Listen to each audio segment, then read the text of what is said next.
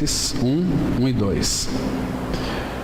Paulo e Timóteo, servos de Cristo Jesus, a todos os santos em Cristo Jesus, inclusive bispos e diáconos, que vivem em Filipos, graça e paz a vós outros, da parte de Deus nosso Pai e do Senhor Jesus Cristo. Vamos ter mais uma palavra de oração. Pai, nessa noite, mais uma vez, nós nos prostramos diante da Tua Palavra. Pedimos que Tu abras a Tua Palavra para nós, abra também o nosso coração, nos dê, Pai, a dimensão celestial. Toma, Pai, esse tempo nas Tuas mãos, para que a gente possa viver, ó Pai, nesse tempo que iremos passar aqui em toda a nossa existência na face da terra, uma atmosfera espiritual. Pai Santo, obrigado, porque Tu já nos fizeste tudo.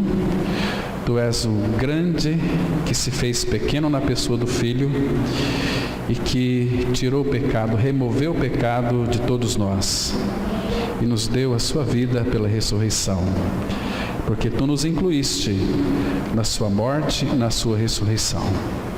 Esta é a obra que Teu Espírito tem operado em nós hoje e nós queremos, ó Pai, caminhar, progredir no conhecimento do Teu Filho. Fala conosco mais uma vez, é o que nós te pedimos em nome de Teu Filho Jesus. Amém. Irmãos, hoje eu quero tratar um pouquinho sobre a centralidade da pessoa de Cristo.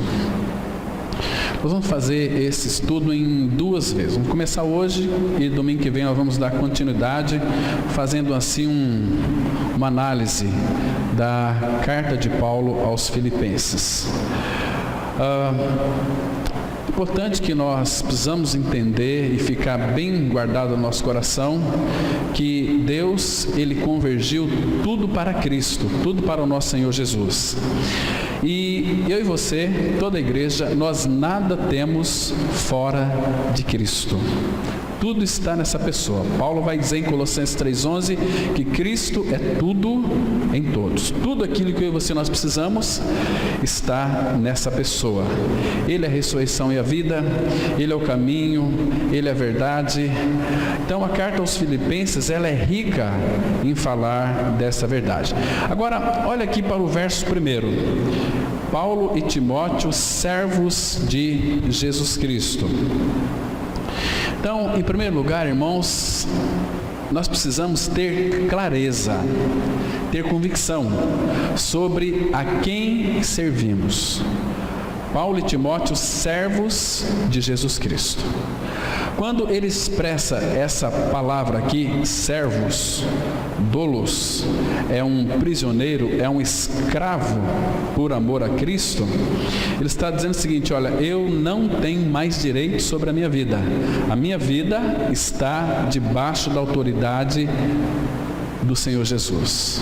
Assim deve ser a igreja, está debaixo da autoridade. Então nós precisamos ter a convicção a cada minuto de nossas vidas a quem nós servimos. Agora aqui uma pergunta muito interessante. Uma vez que nós então cremos em nossa morte e ressurreição com Ele, nós temos obedecido, ou seja, colocado debaixo, ou temos ali colocado a nossa cabeça no jugo de Jesus, para tomar o jugo dele sobre as nossas vidas? A quem que nós estamos servindo? É a nós mesmos? O nosso ego? Ou já entendemos o nosso chamamento celestial? Ele não vai obrigar ninguém. Se alguém quiser vir após mim, disse o nosso Senhor em Lucas 9:23, assim mesmo se negue, dia a dia tome a sua cruz e siga-me. Então, amados, nós estamos vivendo dias em que a igreja, ela infelizmente, ela não está dando ênfase na vontade de Deus. Não está dando ênfase nas Escrituras Sagradas. Ela não está dando ênfase no Evangelho, não está dando ênfase naquilo que é espiritual. A vida de muitos daqueles que se denominam evangélicos e crentes é em meu trabalho, em minha posição, é em tudo aquilo que Cristo tem sido deixado para segundo plano, quando deveria ser o nosso primeiro plano. Agora, por que isto acontece? Porque muitas pessoas em nossas igrejas, estou falando aqui, aquilo que concerne aqueles que se dizem evangélicos, crentes, né? Não são de fato convertidas, não são de fato regeneradas. Isso aqui, irmãos, é só o começo. Muitas vezes a prioridade não está em Cristo, porque muitos daqueles que se dizem evangélicos, porque frequentam ou são membros talvez de uma denominação, tem sentido aquela sensação de bem-estar. Eu vou na igreja, eu dou meu dízimo, eu leio a Bíblia, eu oro, sem responder ao Senhor, sem cooperar no seu supremo propósito, sem de fato ser um servo de Cristo, estão totalmente iludidos com a sua convicção. A gente vê isso dia a dia, tantos absurdos, tantos escândalos no meio evangélico. Então, muitos precisam de orar sinceramente, como orou o profeta Jeremias. Nós temos uma oração do profeta Jeremias, você pode conferir, abra sua Bíblia junto comigo. Profeta Jeremias, capítulo 17, versículo 14. Nós vamos ver aqui uma oração tão preciosa aqui do profeta, que ele se expressa da seguinte maneira. Ele diz assim,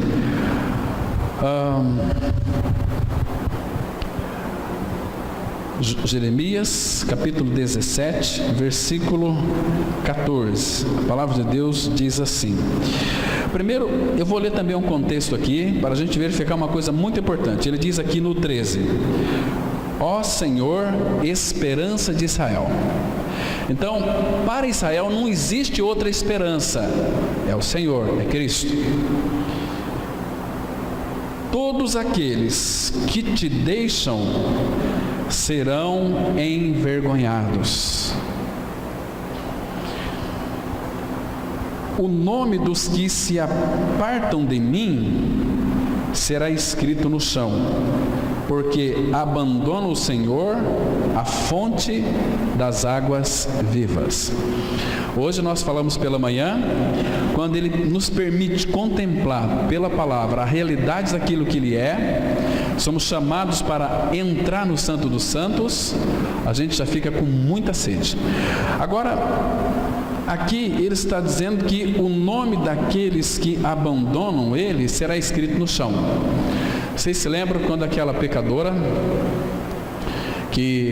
aquela mulher adúltera que foi pega em flagrante adultério, vocês se lembram que naquela ocasião que o Senhor Jesus então foi apresentado aquela pecadora aos pés de Cristo, dizendo o seguinte: olha, essa mulher aí foi pega em flagrante adultério, e segundo a lei de Moisés disse para que ela fosse apedrejada, mas houve um adultério. Obviamente que quando se adultera é com duas pessoas, trouxeram a mulher, cadê o homem? Então Jesus, ele colocou aqueles homens contra a sua própria consciência. Aquele que estiver sem pecado, atire a primeira pedra. Então todos acusados ali por sua própria consciência, foi se retirando um a um. Mas enquanto eles começaram a acusar, Jesus escrevia no chão. E segundo alguns estudiosos, a palavra fala que, aliás, eles falam que ele escrevia os nomes daqueles que abandonaram a ele. E aí aquela mulher disse, Jesus disse para aquela mulher: ninguém te acusou, eu também não te acuso, mas vá e não peques mais.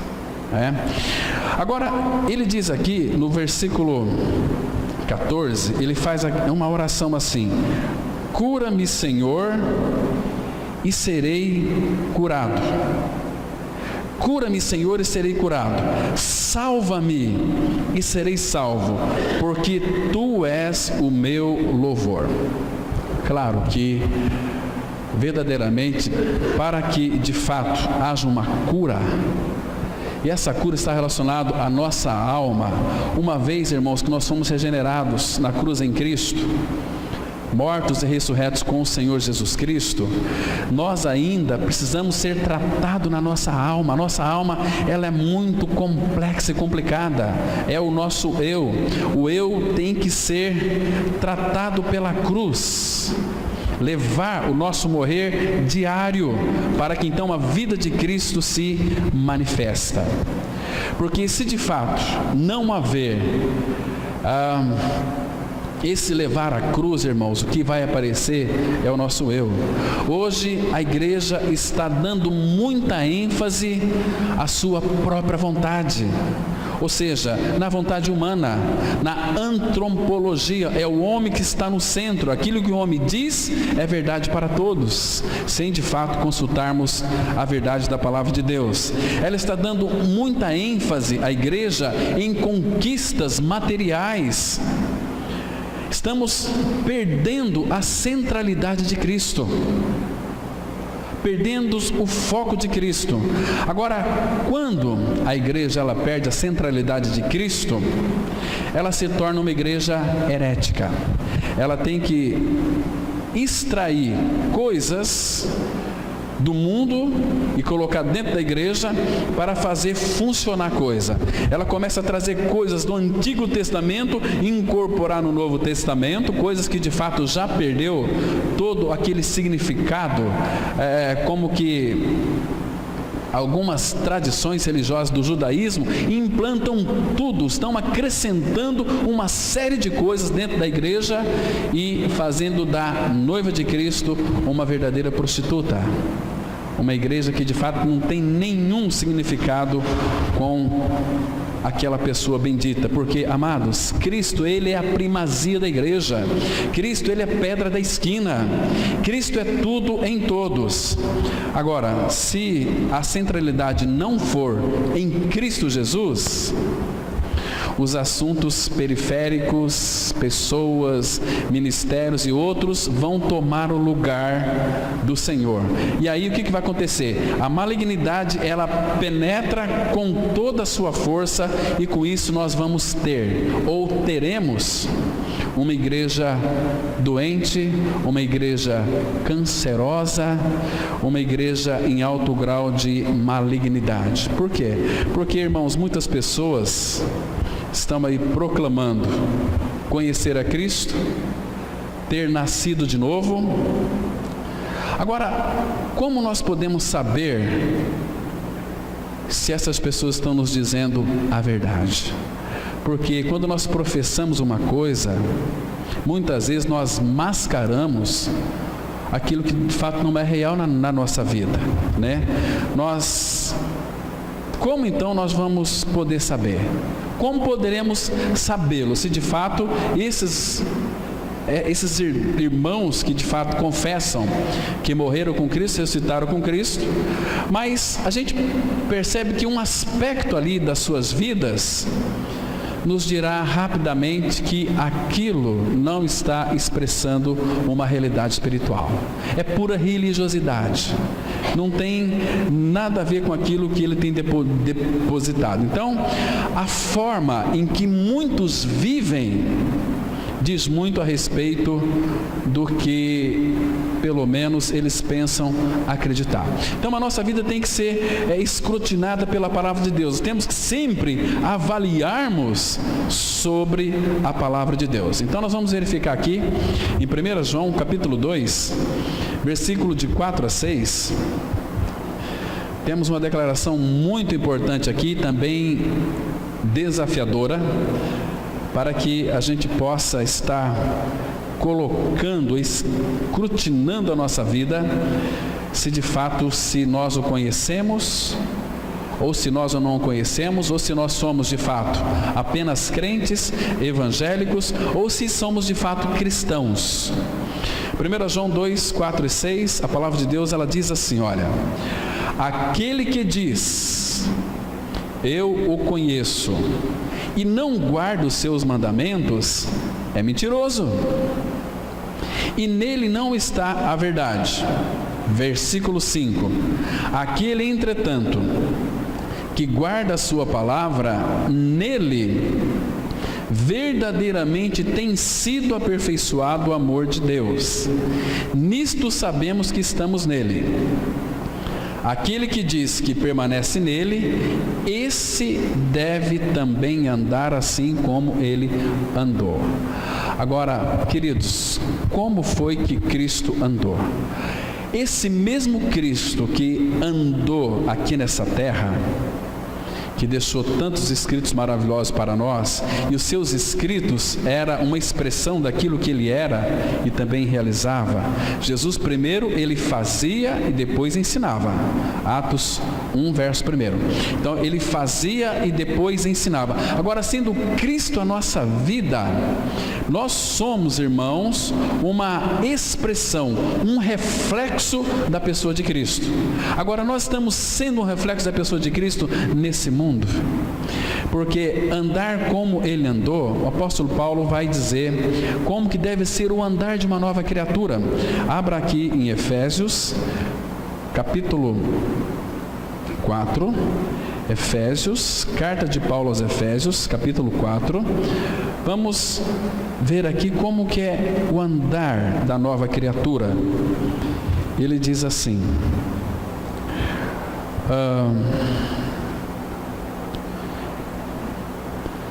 a palavra, ela diz assim, vamos ler o capítulo 4, que diz assim, olha: rogo-vos, pois eu, o prisioneiro, o servo, o escravo no Senhor, que andeis de modo digno da vocação a que fostes chamados, com toda humildade e mansidão, com longanimidade, suportando-vos uns aos outros em amor. Então, vamos observar uma coisa aqui. O versículo 2 fala que para andar digno da nossa vocação é andar com toda a humildade. Mas todos nós, se nós formos sinceros, nós sabemos que nós somos arrogantes. Nós sabemos que nós somos soberbos. Nós sabemos que nós gostamos de ser melhor do que os outros. Não é assim? Agora, como que ele pede para nós andarmos com toda a humildade? Vocês se lembram, irmãos, que o Senhor Jesus Cristo, lá em Mateus 11, ele disse assim, olha, aprendei de mim, que sou manso e humilde de coração. Manso e humilde é o nosso próprio Senhor. Então, quando nós cremos que fomos crucificados com Ele, Cristo vem ser a nossa vida. Ele é não mais eu, mas Cristo vive em mim. Então, quando Cristo é minha vida, Ele é humilde. O que as pessoas têm que ver, o mundo está querendo ver na igreja, é Cristo. Então, o nosso andar, sendo um andar com toda a humildade e mansidão, as pessoas vão ver que é Cristo se expressando através de nós.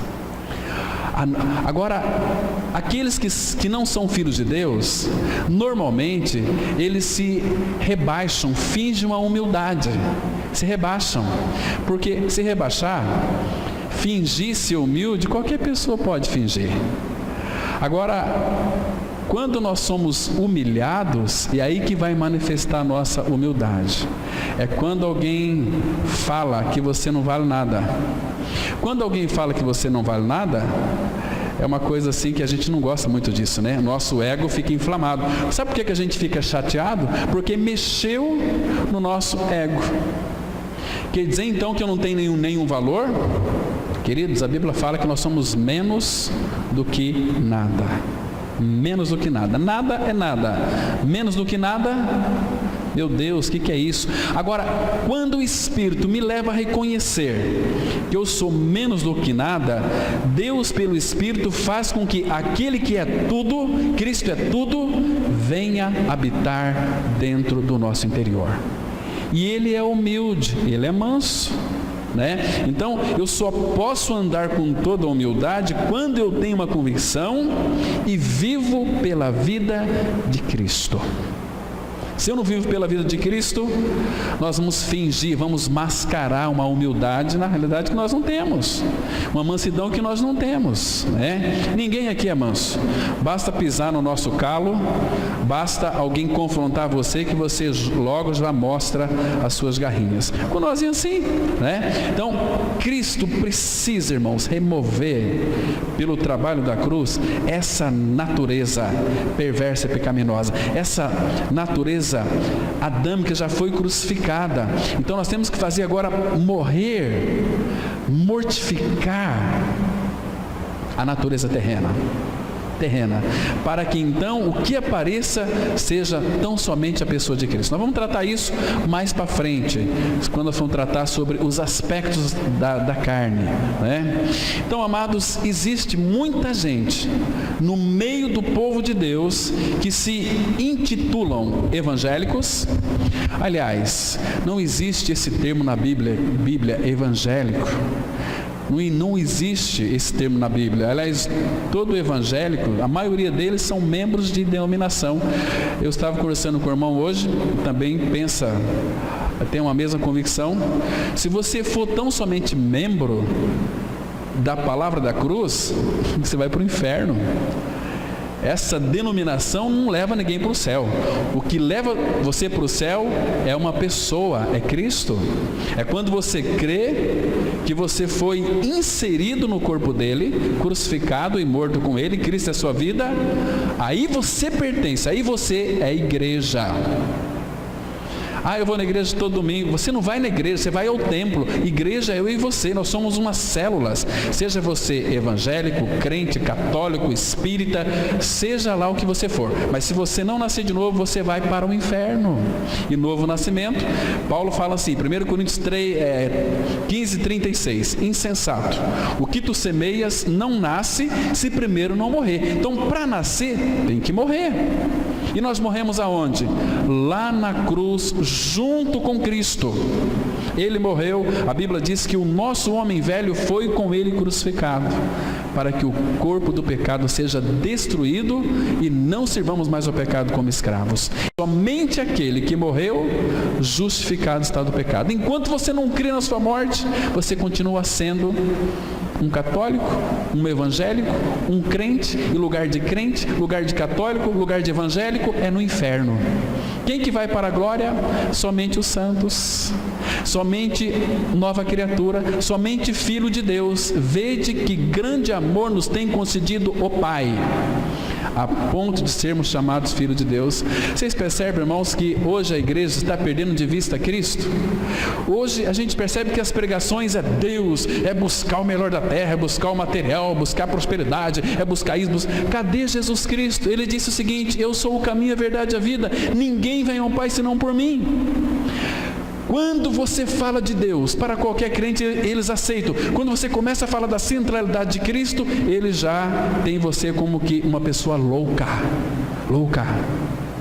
Amados, ele disse: sem mim nada podeis fazer, né? Mas aqueles que se intitulam evangélicos no meio do povo de Deus não são filhos de Deus. Eles são puros aos seus próprios olhos. São puros, é uma purificação psicológica da mente, está no campo das ideias. Olha, irmãos, e conhecimento intelectual, filosofias, psicologias e tantos ias têm afastado o povo de Deus da centralidade de Cristo. Tem afastado, porque aqueles que são puros aos seus próprios olhos, a palavra fala que eles não foram libertos da sua imundícia. O ser humano, quando de fato ele ainda não descansou na suficiência de Cristo, ele procura alguma coisa para satisfazer o seu vazio. E preenche o seu vazio, quer preencher com festas, com animações, com uma série de coisas, mas você não vai encontrar em lugar nenhum algo para preencher o seu vazio. Está numa pessoa, está em Cristo. Porque aí a pessoa vai e procura uma religião, seja batista, seja católico, seja evangélico, seja presbiteriana, seja metodista, seja o que for. Isso não vai lhe trazer descanso. Somente Cristo. Porque aí a religião começa a colocar você dentro de um esquema de fazer. Aí você faz, aí você faz, aí você faz. Então você acha que você vai ser salvo por aquilo que você faz. E a palavra fala que as nossas justiças são como o trapo da imundícia. Isaías 64:6. Todos nós somos como imundo, e as nossas justiças como o trapo da imundícia. Então, nada daquilo que o homem faz para tentar agradar a Deus é aceito por Deus. Ele não pode aceitar. Ele já nos aceitou em Cristo. Então, as pessoas continuam sendo não lavadas da sua imundícia. São imundos porque não tem nada de Cristo. Cristo não é o centro da vida deles. Estão perecendo e vão perecer eternamente se não parar de brincar com o Evangelho. Não estão levando o Evangelho a sério. O que é não levar o Evangelho a sério? Evangelho, nós temos que saber o que é Evangelho. Evangelho é aquilo que Cristo é e aquilo que Cristo fez. É que Ele morreu e ressuscitou. Agora, Ele nos incluiu na sua morte e ressurreição. Se você não crê nisto, irmão, você vai perecer. Aí você vai ter um sentimento, uma catarse psicológica de que você está fazendo coisas boas, né? De que você acha que você é puro por frequentar uma denominação evangélica, mas não é. Abra lá em Provérbios, capítulo 30, versículo 12. Olha o que a Bíblia diz aqui, irmãos. Provérbios, capítulo 30, versículo 12. Temos aqui uma declaração bastante dura, mas é a verdade da palavra. E nós não estamos aqui para ficar massageando ego de ninguém. Estamos aqui para levar você a conhecer a verdade da palavra. A palavra, ela diz assim, olha, Provérbios 30, o versículo 12. Muito claro esse texto. Então diz assim: há daqueles que são puros aos próprios olhos e que jamais foram lavados da sua imundícia. Então a pessoa se acha pura. Por quê? Porque eu leio a Bíblia, porque eu vou na igreja, porque eu faço obras de caridade. Queridos, isso aqui é um grande impedimento para você conhecer o Senhor. Você precisa de conhecer a verdade da cruz. A verdade que liberta você de você. Porque a imundícia é aquilo que o pecado fez comigo e com você. Eu e você, nós somos uma verdadeira imundícia.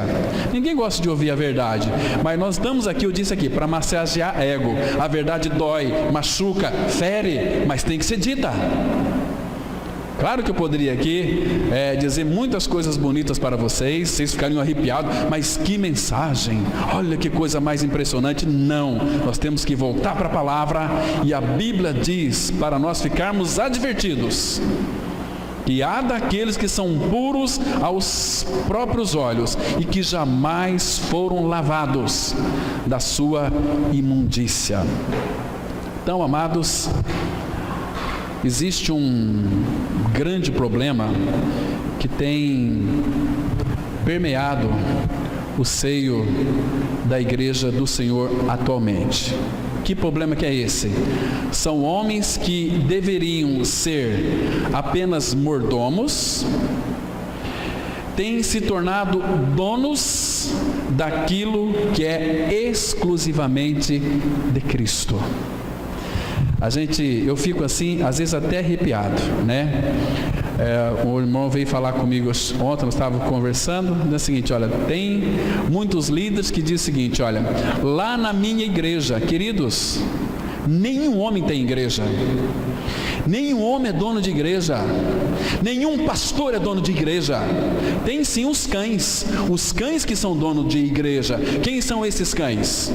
São pastores que nada compreendem. E nós temos uma tendência de colocar o pastor numa posição em que ele não está. Pastor não está acima de ninguém. pastor é ovelha. Agora, quando o pastor começa a dominar o rebanho, queridos, sai fora. Sai fora, porque tem engano, tem laço, tem prisão.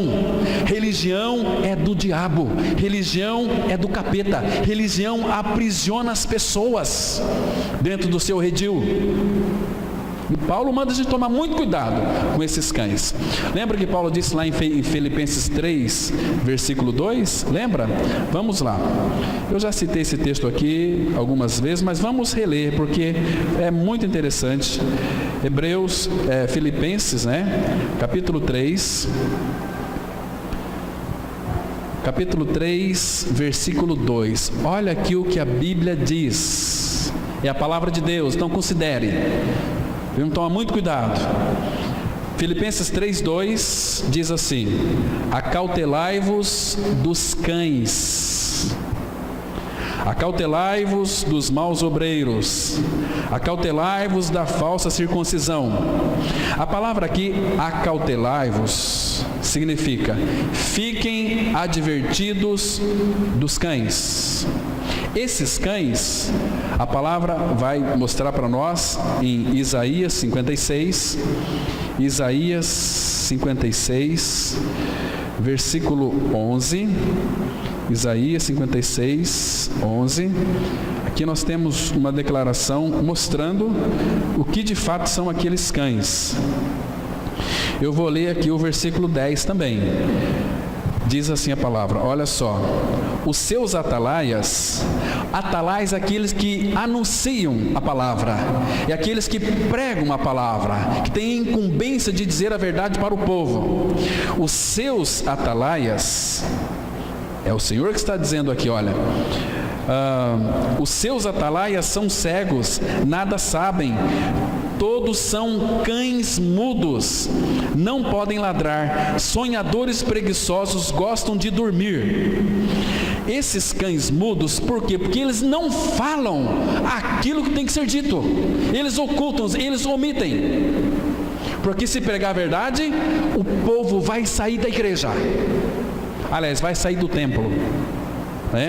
Agora, lembra que Paulo disse lá, cuidado com os cães, e aqui o versículo 11 diz assim: tais cães são gulosos, nunca se fartam, são pastores que nada compreendem.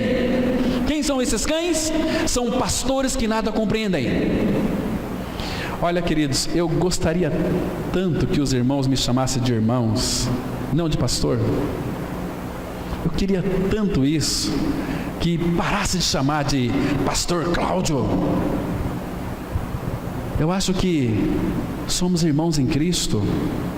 Por que então não tratarmos? Porque a gente começa a colocar um pastor num nível super, não está, muito pelo contrário. Paulo diz que nós somos escórias de todos, colocado em último lugar. E o ser humano coloca o pastor em um pedestal que ele não deveria estar. Nós somos irmãos em Cristo, né? Então, tais pastores são gulosos, nunca se fartam, nada compreendem, todos se tornam para o seu caminho, cada um para a sua própria ganância. Em Apocalipse 22:15, começa dizendo o seguinte: fora ficam os cães. Os pastores, sem novo nascimento, sem vida de Cristo, vai tudo para o inferno, porque de fato não experimentaram essa realidade aqui espiritual.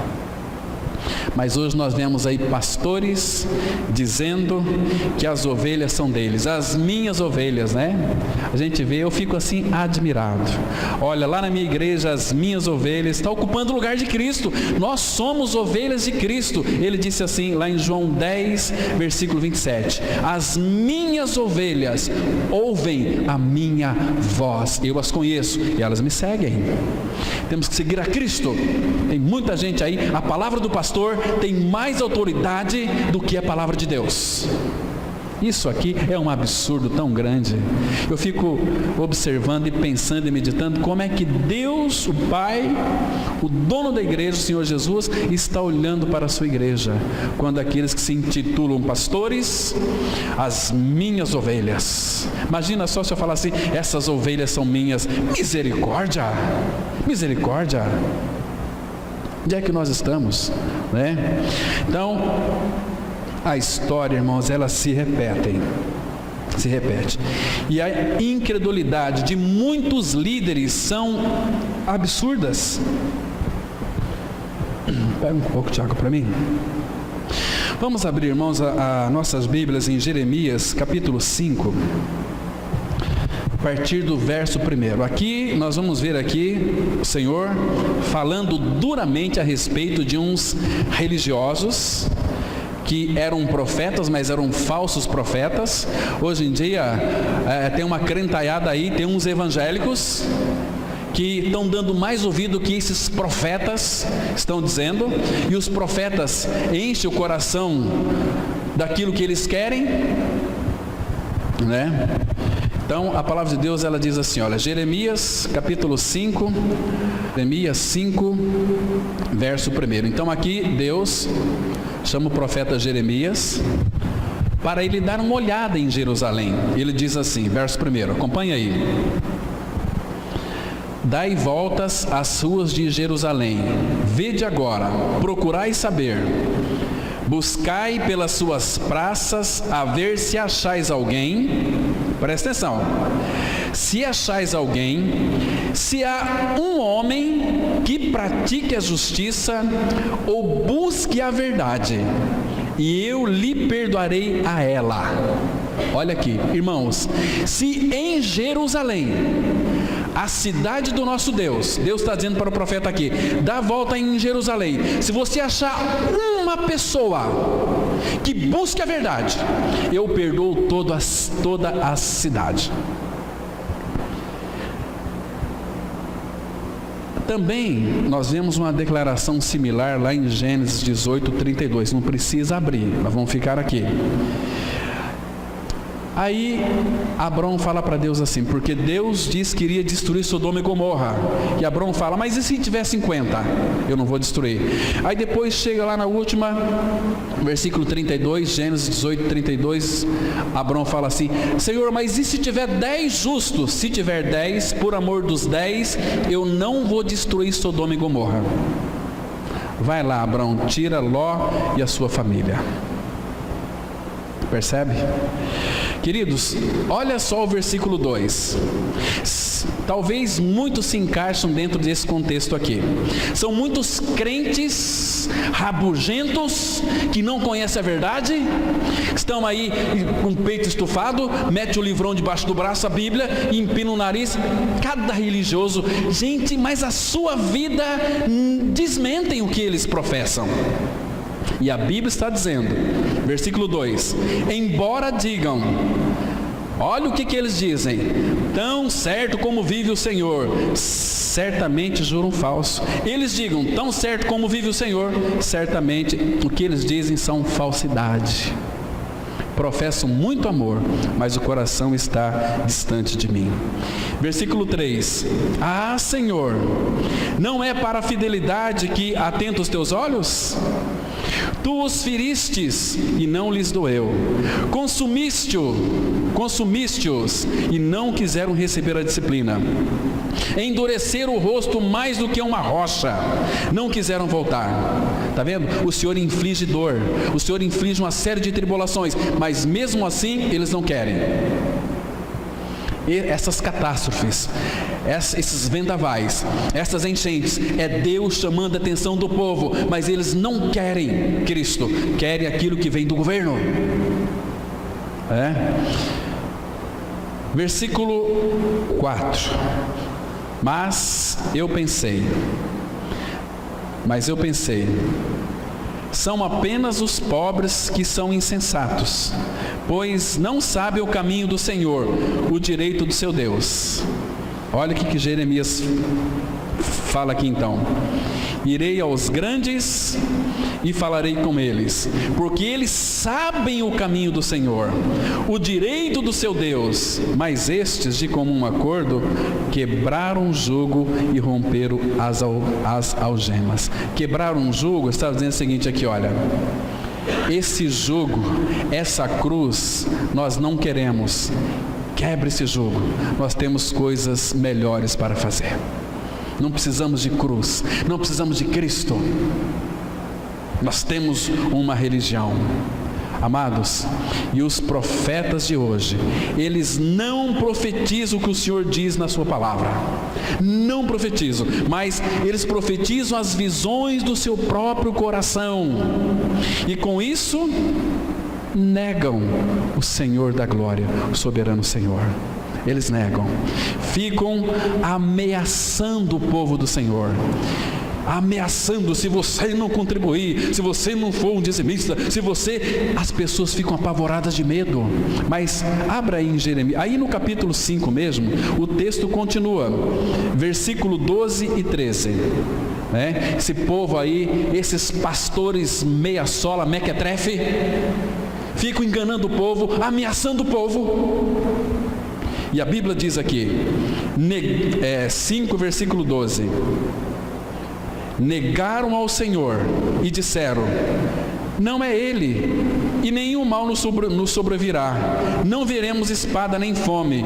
Olha o versículo 13: até os profetas não passam de vento, porque a palavra não está com eles.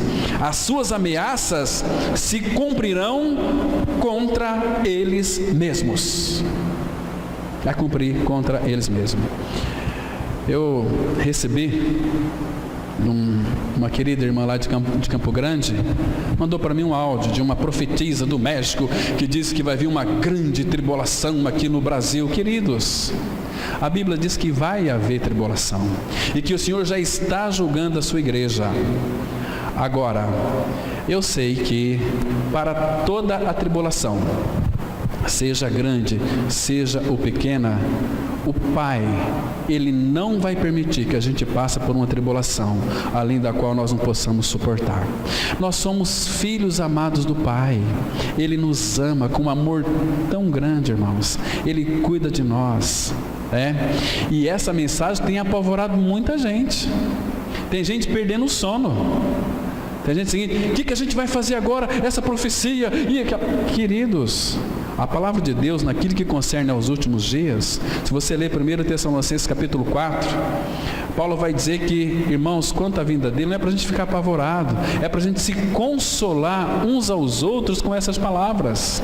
O Pai sempre tem uma palavra de conforto, porque quando for chegar o momento da nossa partida, é um momento maravilhoso. O dia da sua morte aqui, se você for um santo de Deus, a palavra fala que é agradável aos olhos do Senhor a morte dos seus santos.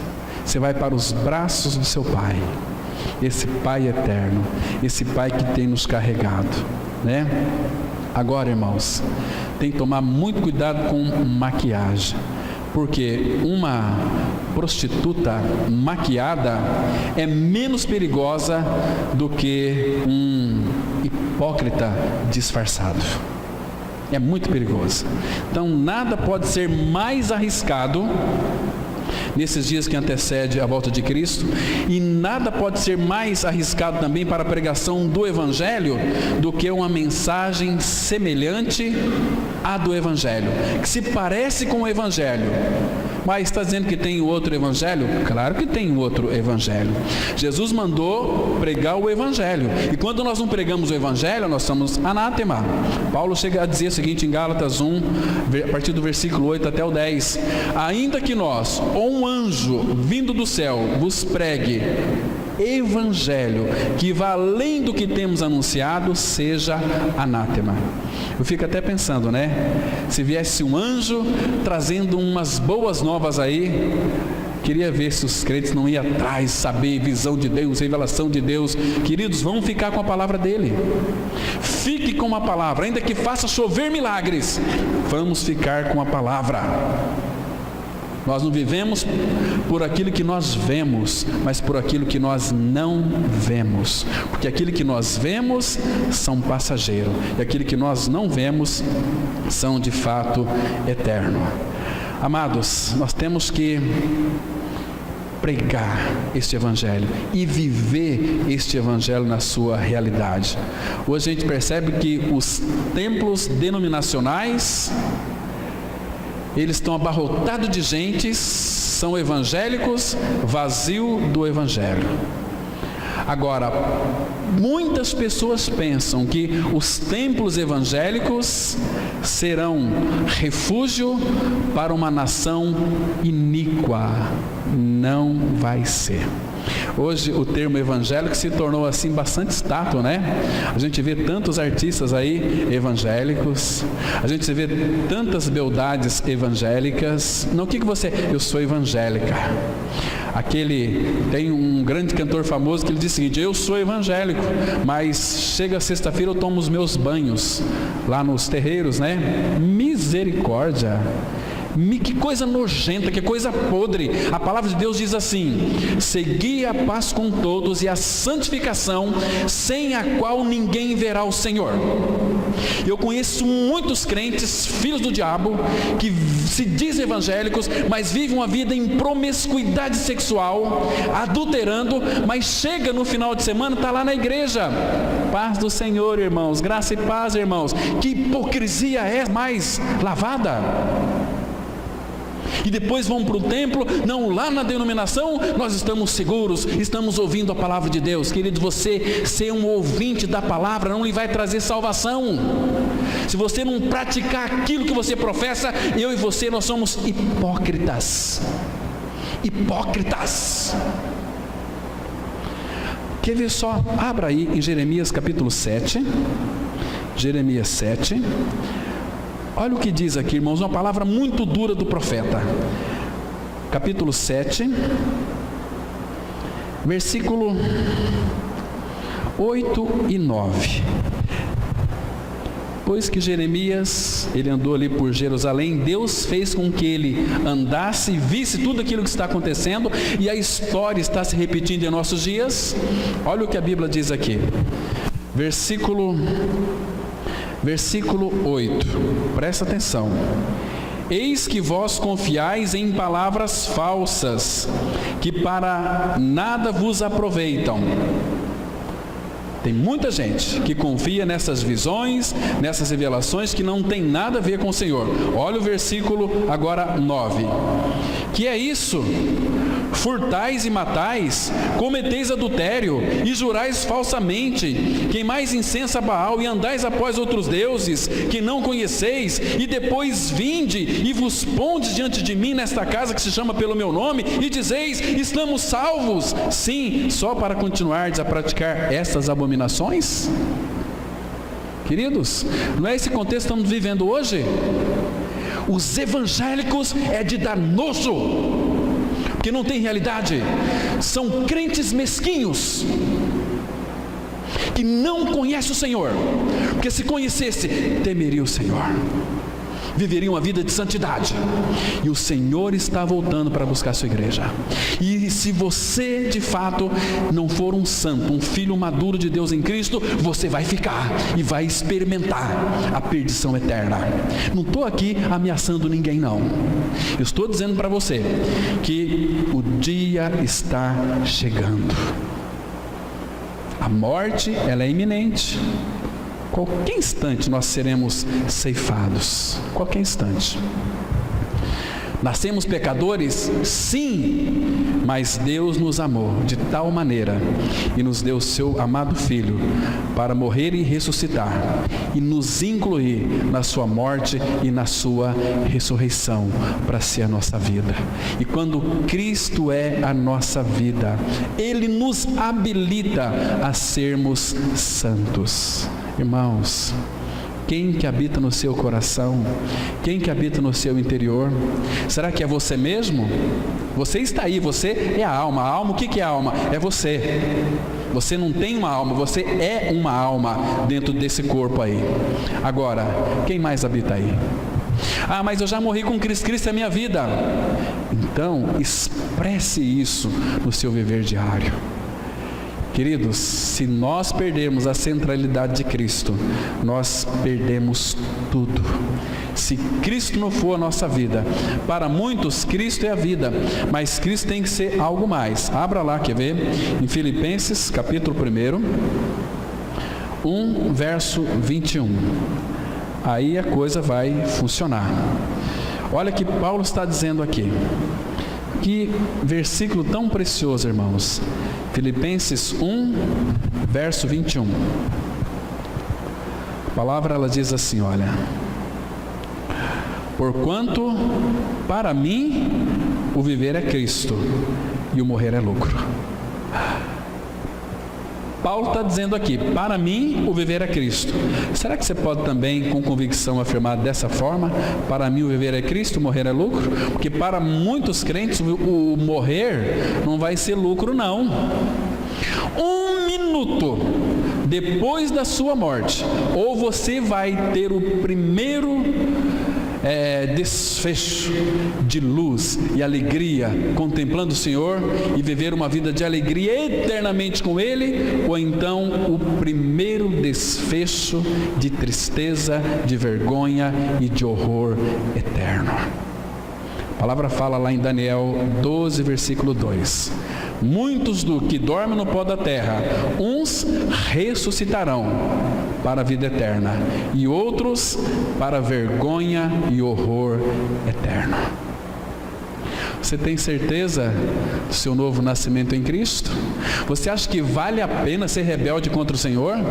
Você acha que vale a pena, irmãos, viver nesse mundo que o Senhor te dá, nesse tempo que Ele te dá, para você conhecê-lo, para você ser aperfeiçoado, para você amar o Senhor e os irmãos, a viver uma vida para você mesmo, nos seus prazeres? Não vale a pena. Não vale a pena. Tem muitas pessoas que, por causa de um prazer sexual, chuta a palavra de Deus, faz uma série de coisas horríveis. Hoje é muito comum entre os namorados ter relação sexual antes do casamento. Isso é fornicação. Isso é adultério, e a Bíblia diz que os adúlteros não entrarão no reino de Deus. Não se engane com isso, irmãos. Não se engane. Isso é muito sério. É difícil viver uma vida santa neste mundo, é difícil, mas nós temos a suficiência de Cristo. Cristo é a nossa satisfação, Cristo é o nosso prazer, Cristo é a nossa vida. Agora, se eu não creio, paciência, eu vou pagar o preço. Ou então não fique com o pé em duas canoas, né? Não, eu não quero saber de Cristo, então viva a sua vida adultera, faça o que você quiser, aí você vai para o inferno consciente. Agora, se você tem uma visão de Cristo, se Cristo é central na sua vida, é o seu tudo, Ele é a tua satisfação. Nós cantamos aqui, satisfação é ter a Cristo. Nada, não há prazer maior do que Ele. Achei o segredo, é Cristo no coração. Cristo é a nossa vida, Cristo é o amado da nossa alma. Queridos, tem, os evangélicos e crentes não leem Bíblia, evangélicos e crentes não oram, evangélicos e crentes tanto faz como tanto fez. Agora o Filho de Deus, o que nasceu de novo, tem prazer na palavra. Ele medita na sua lei de dia e de noite.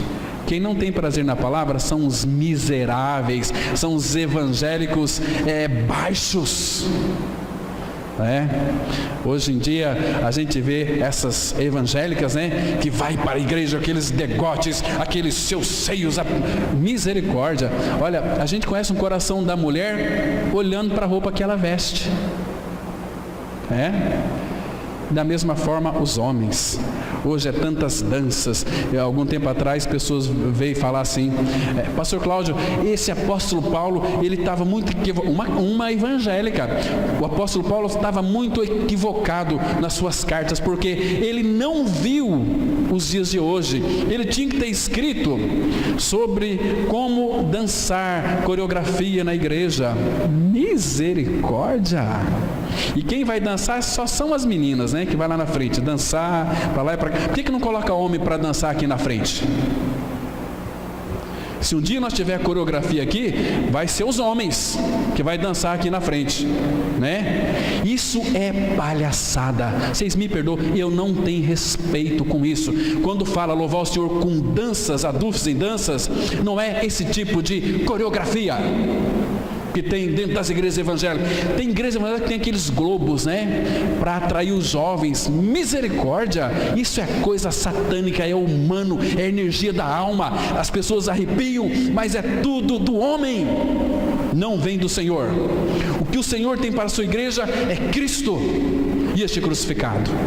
Se você creu que morreu com Ele, você é um filho de Deus, porque você ressuscitou com Ele. Sem essa experiência, você e eu estamos perdidos.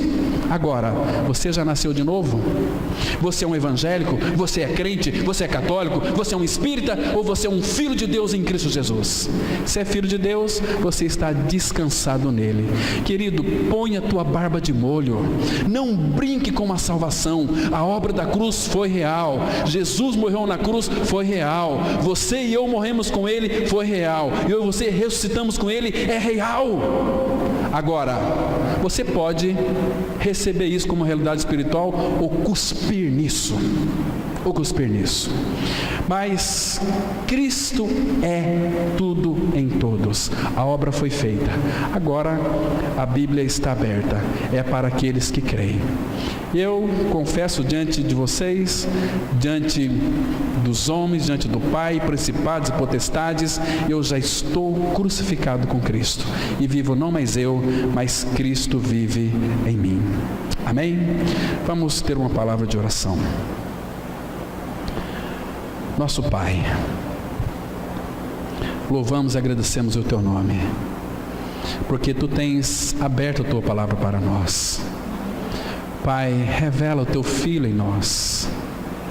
Pai Santo, como nós precisamos dEle, Pai.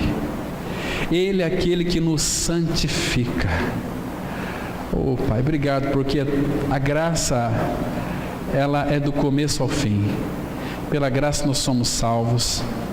Pela mesma graça nós somos conduzidos até a glória, porque tudo o Senhor tem propiciado para nós, porque Tu és o Pai de toda a graça, e nós queremos descansar nessa graça. Pai, que cada vez mais Cristo seja o centro da nossa vida. Aviva-nos, Pai, pela Tua palavra. Enche-nos com Teu Espírito Santo. Aumenta a nossa fé. Leva-nos guardados. Em nome do Senhor Jesus Cristo. Amém.